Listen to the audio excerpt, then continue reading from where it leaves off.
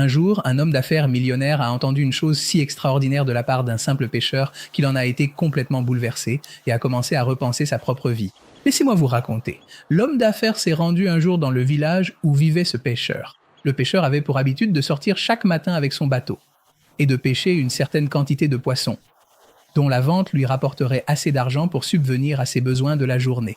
Une fois cette quantité de poissons pêchés, il retournait au marché, les vendait, faisait les courses pour la maison et rentrait passer du temps avec sa famille. L'homme d'affaires s'est alors dit que ce pêcheur n'avait jamais reçu de leçon de productivité. Il a décidé de lui donner quelques conseils. Il est allé le voir et lui a dit « Eh bien, ne pourrais-tu pas faire un effort supplémentaire et ramener plus de poissons ?» Le pêcheur a alors demandé « Que ferais-je avec plus de poissons ?» Il a répondu « Tu pourrais vendre ces poissons et économiser de l'argent qui ne serait pas dépensé le jour même. Avec cet argent, tu pourrais acheter un nouveau filet pour attraper encore plus de poissons. » Vendre plus de poissons rapporterait plus d'argent. Avec cet argent, tu pourrais peut-être acheter un nouveau bateau et embaucher un autre pêcheur. Ainsi, tu finiras par avoir une immense flotte. Les pêcheurs de cette flotte attraperont les poissons. Tu n'iras qu'une fois par jour pour faire les comptes, puis tu rentreras passer du temps avec ta famille. Le pêcheur a demandé « Mais c'est ce que je fais déjà.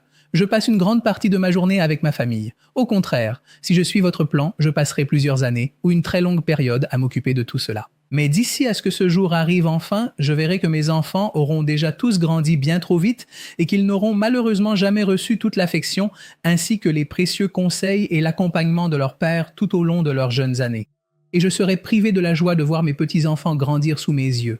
Alors, quel avantage en aurais-je tiré? Au contraire, ce que je ferai alors, je le fais déjà dès maintenant. » En entendant cela, l'homme d'affaires a été totalement stupéfait et a recommencé à réfléchir sur lui-même.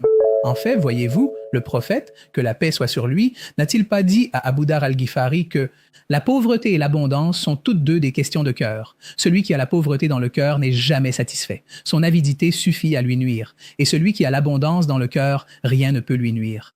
Car il est satisfait. Et ce cœur satisfait et comblé est l'une des plus grandes richesses. Nous pouvons nous examiner pour voir comment nous pensons réellement. Est-ce que nous pensons de la manière dont cette société capitaliste nous a appris à le faire? Ou choisissons-nous de vivre simplement et avec un profond contentement, tout comme ce pêcheur,